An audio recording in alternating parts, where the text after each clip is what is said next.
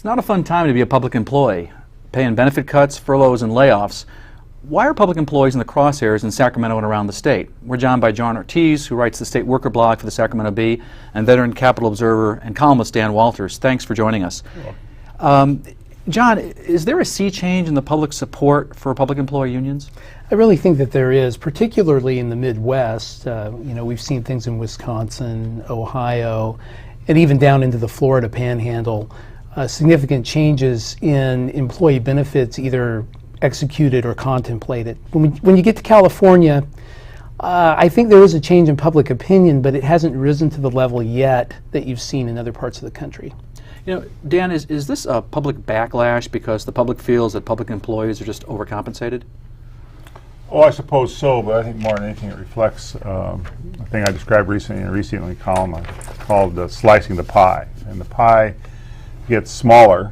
Everybody who has a piece of the pie or wants a piece of the pie fights a little harder for their piece. And the public employees have a piece of the pie, big piece of the pie, and there are other groups that aren't. So when people look at, they don't look at not only at, do I think public employee salaries are too high or pension benefits too high or too low or whatever, it's what about the kids in school, or what about health care, or other things that are pieces of the pie. And when there's not enough pie to go around, then the resentment among groups looking for a piece of the pie always grows.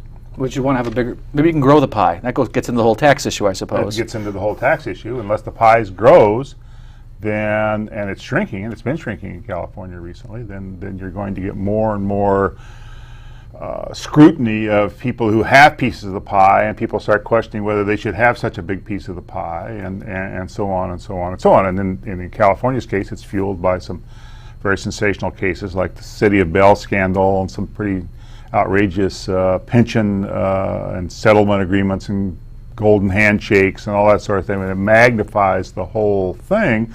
The poor, ordinary public employee who's really not part of that feels like they're getting tarred with a brush. But it's just something that happens when you get into a bad economy and a squeeze on public finances the way you have now. You know, it's also interesting that you hear some folks criticize public employee unions like the SEIU or the California Teachers Association for raiding treasuries and bankrupting governments.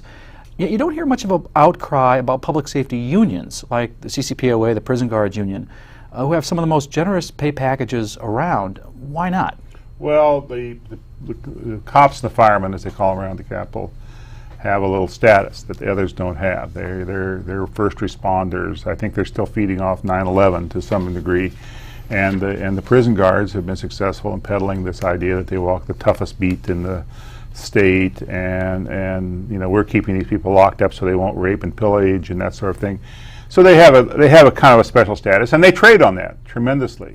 They trade on it by, for example, they endorse politicians running for office, supposedly giving them credentials among first responders. They're tough on crime, so forth. But really, their endorsements are pegged to how these politicians stand on wages and fringe benefits and that sort of thing, rather than on the issues that the public thinks they're standing on. So a lot of times unions, it seems to be a lot of people assume that they're going to be supporting Democratic candidates, but prison guards and maybe the firefighters and police, I'm not sure, but they're generally bipartisan, I think, in their support of candidates. They've been very successful over the years. A man by the name of Don Novi built the CCPOA based on being kind of bipartisan, of helping your friends and hurting your enemies regardless of party.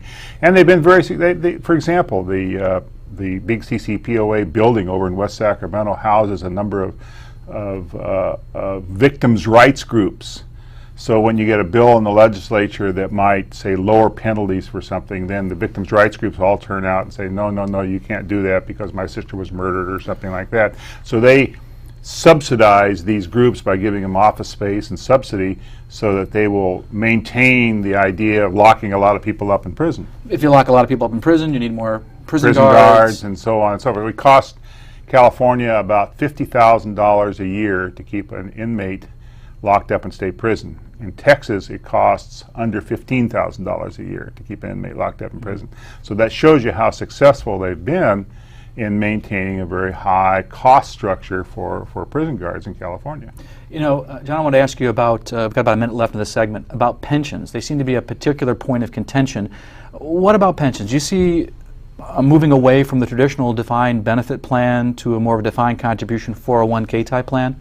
That will be the mother of all union fights if that happens. The governor's proposed some things that kind of go around the margins, and I think the unions are going to be watching very carefully to see what agenda he sets going forward. But when you say fights, though, I mean, if it's new employees, chances are that's not going to be the biggest fight. I think you're talking about doing it to existing employees. Well, I think that the unions view pensions as a right for what they consider to be lower compensation than the private sector.